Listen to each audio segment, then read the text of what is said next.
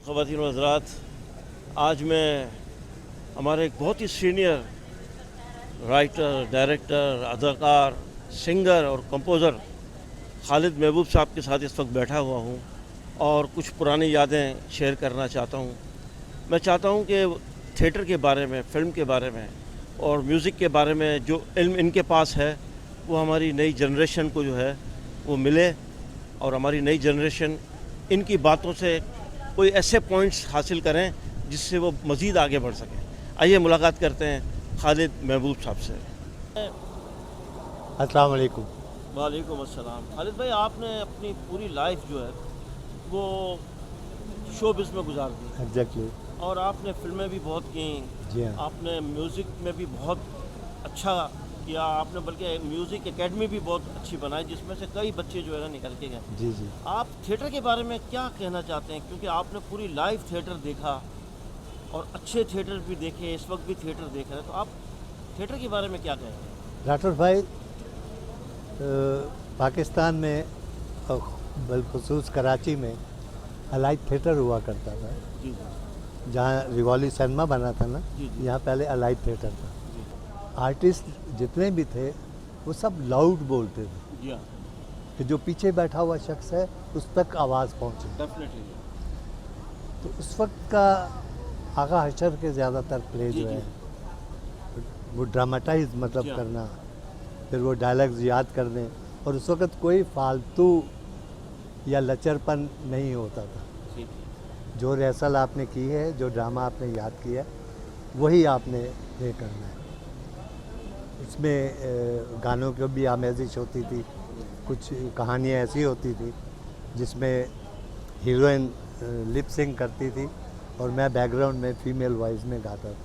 अरे वाह, ये एजाज़ मुझे है, बड़ी बात, अल्हम्दुलिल्लाह। बड़ी बात। अच्छा, तो उस एग्जीबिशन में मैंने फर्स्ट प्राइज़ विन किया था अरे वाह, मैडम के गाने पे, जिस दिन से पिया दिल ले गए दुख हाँ, दे हाँ। गए। तो उनका बड़ा, ख्वाजा खुर्शीद अनवर साहब क्या म्यूज़िक बात। डायरेक्टर थे, उसके लीजेंड लोग हैं।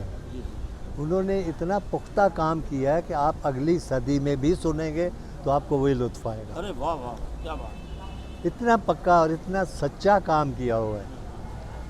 क्योंकि सुर जो है ना, जो सच्चे सुर हैं हाँ, वो कभी ख़त्म नहीं होते। बिल्कुल बिल्कुल। ख़त्म आज का दौर होता है, जो झूठा पन, झूठी तर्ज़ें, झूठे सुर लगाने, तो ये काम नहीं है।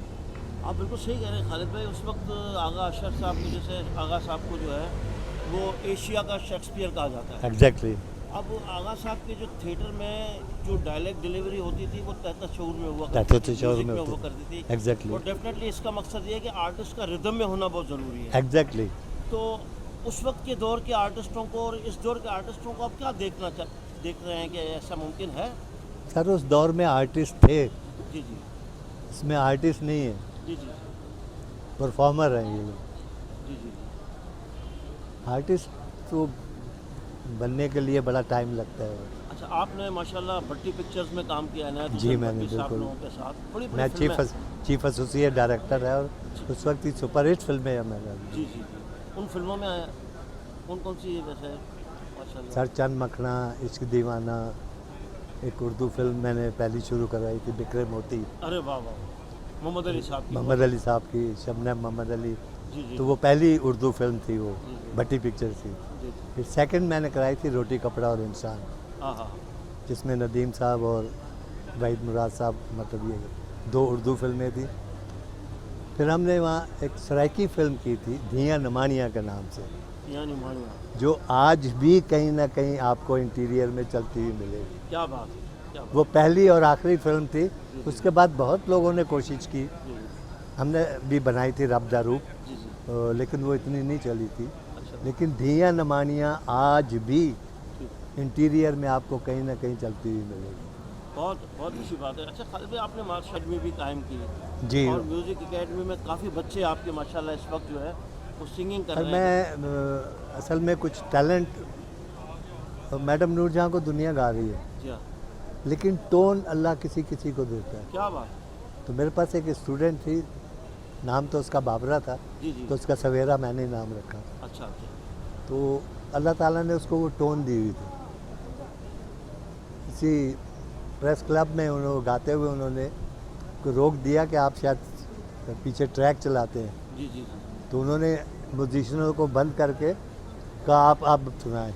वाह वाह वाह, तो उसने सुनाई तो पूरे हॉल की क्लैप हुई। क्या बात है, क्या बात उसने कहा, नहीं मैं खुद गा रही हूँ। है। तो अल्लाह ताला ने उसको मतलब दी।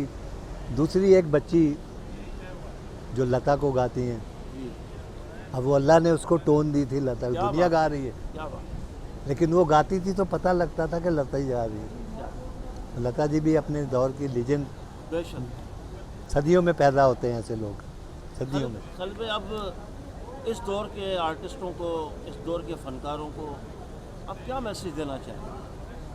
सर मैं तो मैसेज यही दूँगा कि सच पे बिलीव रखें और सच्चा काम करें, हाँ हाँ, जो याद भी रहेगा। झूठ तो आप बोल के जाएंगे, दूसरे आपको याद भी नहीं होगा जी कि जी आप क्या बोल के आए थे। जी। तो पूछे भी, यार वो आपने कल क्या बोला?